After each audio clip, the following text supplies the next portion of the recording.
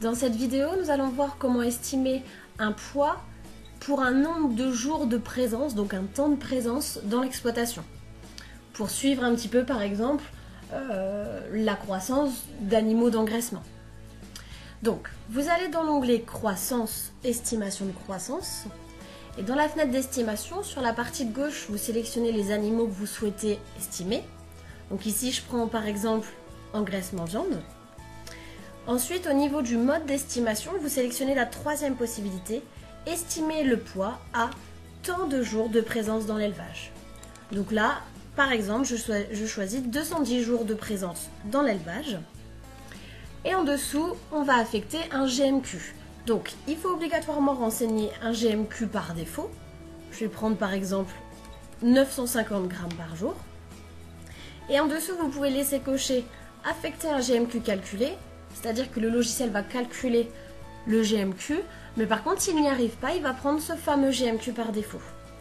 La deuxième possibilité, c'est de cocher la case affecter le GMQ par défaut à tous les animaux. Je vais le prendre par exemple. Vous cliquez ensuite sur OK. Au niveau de la liste qui apparaît devant vous, donc vous avez tous les animaux sélectionnés et la colonne qui apparaît en gras, c'est bien le poids estimé pour 210 jours de présence. Donc là, vous voyez le poids de chaque animal. Si on descend dans la liste, vous voyez ici, j'ai une ligne en orange. Au niveau de cette ligne-là, vous avez la légende juste au-dessus, ici, qui vous dit que les lignes en évidence concernent les animaux dont l'estimation du poids est incohérent et en dehors des bornes normales, donc 200 à 1400 kg. Ici, on voit bien, on est à 199. Ça s'explique puisque l'animal n'a pas de date de pesée.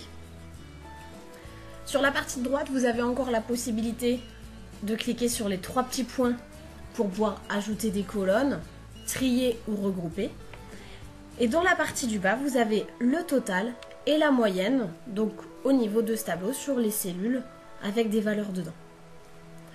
En haut, vous pouvez toujours filtrer, donc pour changer par exemple d'estimation, mais vous pouvez aussi visualiser la liste, imprimer cette liste ou alors la générer en PDF.